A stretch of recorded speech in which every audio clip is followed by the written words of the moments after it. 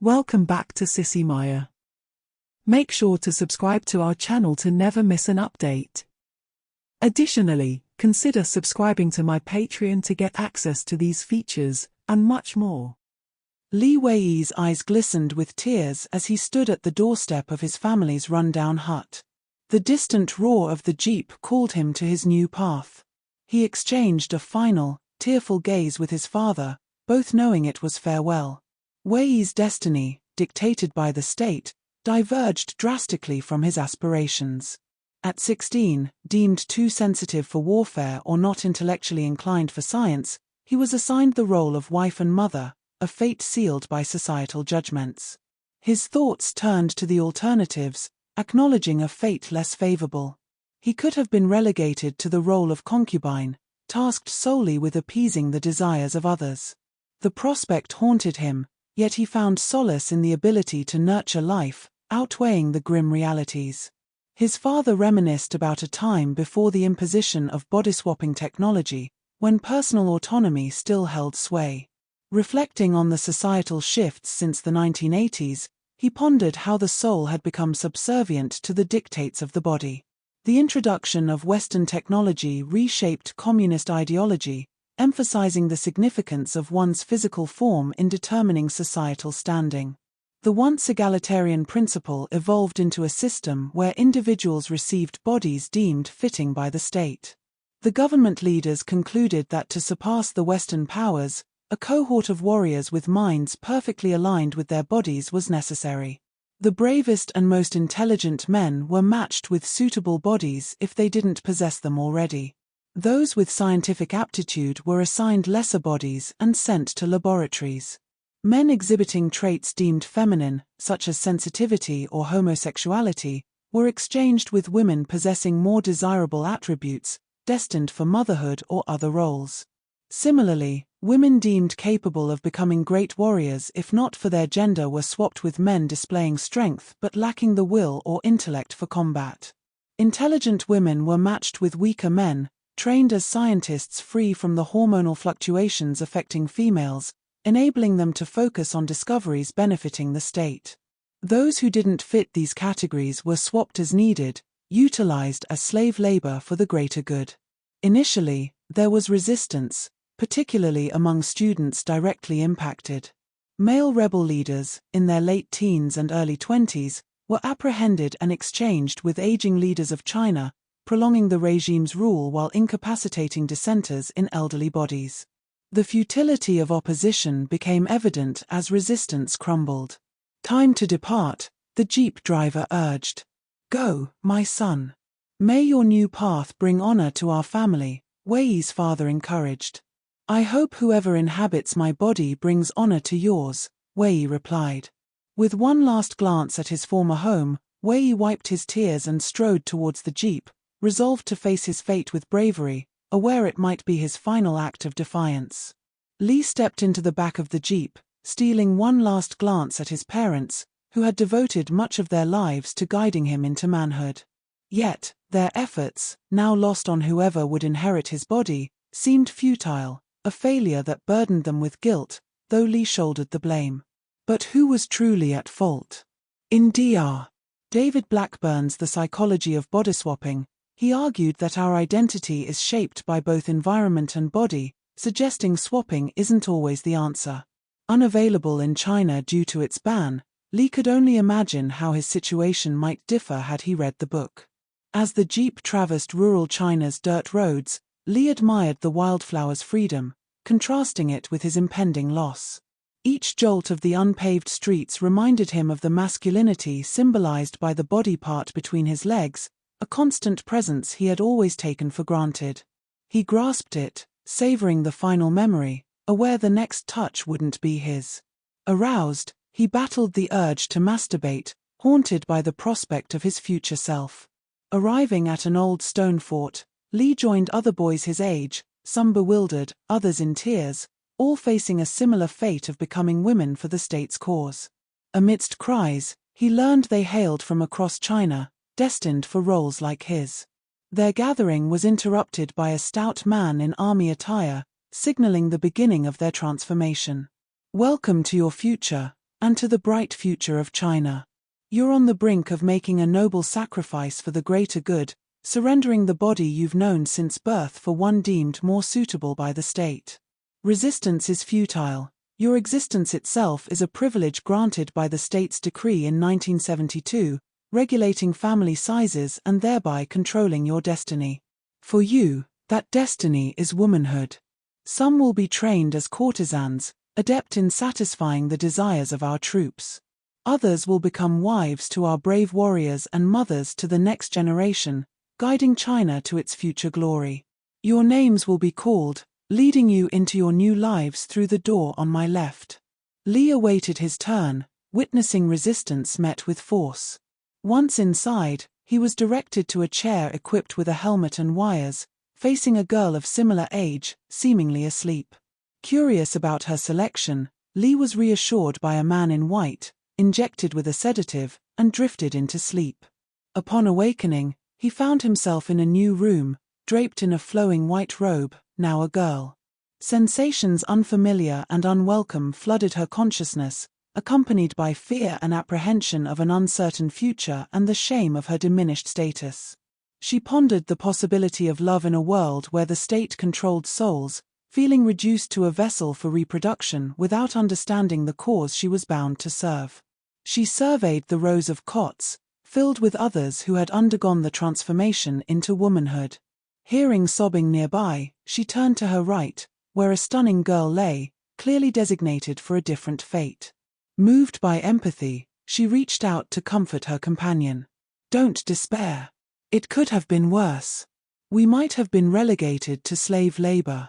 The girl beside her turned, her eyes shimmering like sapphires in the harsh light.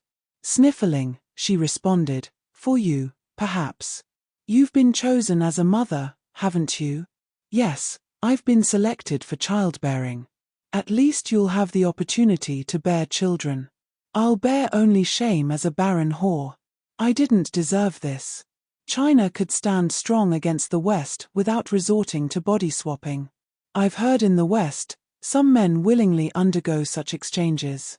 They must lack honor, making them easy adversaries. "Who were you?" "I was Wang Ying, from a village near Yang City. I was never physically strong, nor fortunate to possess great strength. I used to suffer from bedwetting since childhood, ridiculed by my village when they found out. After learning my fate, one joked, 'Now men will enjoy it when you wet the bed.' How cruel people can be, and how I fear for the new China." Li, at a loss for words, recalled his grandmother's wisdom from a distant past. "Remember, no matter your form, hope remains with you. Sorry, I need a solution, not a fortune cookie." With that, she turned away, resuming her tears. The following day, those designated as concubines were separated from the prospective wives and mothers. Over the next week, the women underwent personal assessments, detailing preferences and reactions to domestic scenarios. Yet, they were never consulted on their ideal husband, having been women for only a short time. Personality profiles were compiled, analyzed by military psychiatrists, and used to match them with husbands, a process devoid of love, dictated by checkboxes on a form.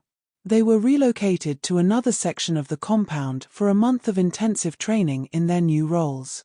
For Li, it meant a crash course in all aspects considered feminine.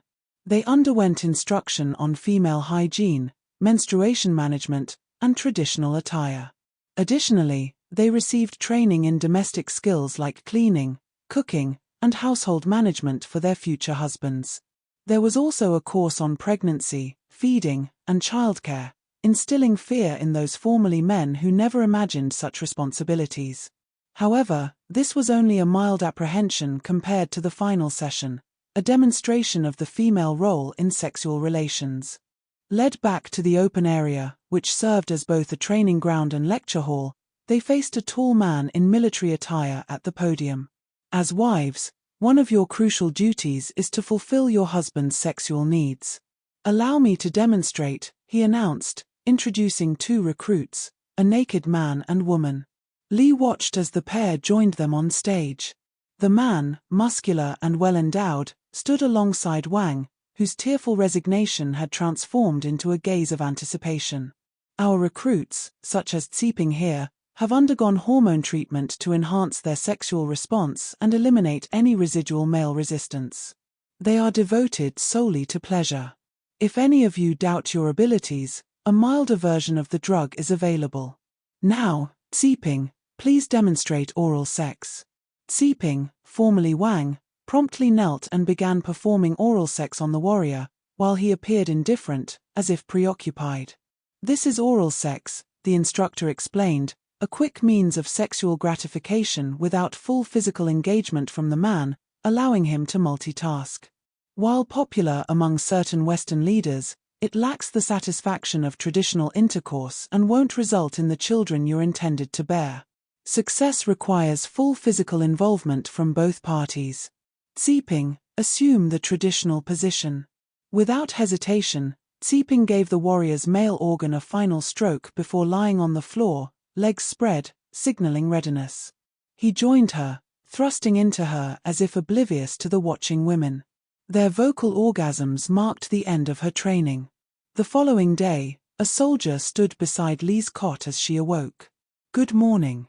Your name is now Lin Wang, and this is Qin Wei, your chosen husband. The government has deemed you compatible."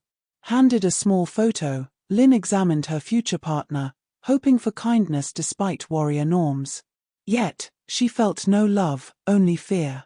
Lin hoped her husband wouldn't expect love, as she felt incapable of it after losing her male future and familial love. Sex became duty, like his duty to fight, embraced with detachment. The selected husbands arrived at the compound the following day, preparing for their wedding in 2 days with only a faded photograph of their brides. Unlike their Western counterparts, there would be no romantic dinners, no dancing until dawn, no flirtatious glances, and no Valentine's Day gestures.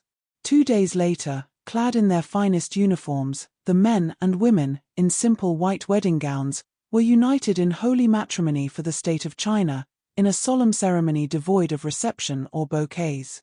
Lin and her husband embarked on their honeymoon aboard a bus bound for their new home, a small one-room hut near the military base where Qin was stationed. The barren, dusty ground offered no prospects but childbirth. Alone on their first night as husband and wife, Lin grappled with anxiety about her ability to fulfill her new role as a woman in bed, fearing it might upset her husband. This anxiety was not uncommon in transsexual body swapping, as discussed in Dr. Blackburn's book. In a study, nearly 60% of males who transitioned to females initially experienced performance anxiety with male partners, often resorting to faking orgasms without knowing what they truly felt like. Some referenced scenes like Meg Ryan's famous deli moment in When Harry Met Sally. Another 20% saw themselves as women from the start, feeling no anxiety towards intimacy with men. Many had prior experiences with homosexual encounters. 15% were so excited by the change that they experienced no anxiety and eagerly anticipated intimacy. This contradicted earlier theories of heightened nymphomania. The remaining 10% identified as lesbians, with no shift in sexual orientation, excluded from the study's results. Lin was fortunate that her husband wasn't entirely comfortable in his new role either, allowing for a gradual adjustment on their first night. Over the following weeks, she discovered that intimacy as a woman wasn't entirely unpleasant. Before long, she found herself pregnant with their first child. Though she had been given drugs to ensure a male heir, she wasn't disheartened when their firstborn turned out to be a girl. The act of childbirth severed the final ties to her male past and reignited feelings of love. Each time her daughter nursed at her chest, she experienced a profound sense of satisfaction she hadn't thought possible, content in her roles as wife and mother.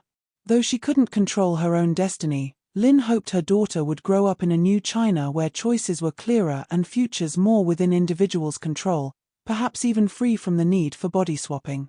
She spoke to her gurgling child, offering a choice few women before her had, to follow in her father's footsteps as a warrior, or to embrace motherhood like herself. She hoped her daughter would choose life. The young girl gazed innocently at her mother, giggling and gurgling, as somewhere, a rose bloomed in Tiananmen Square.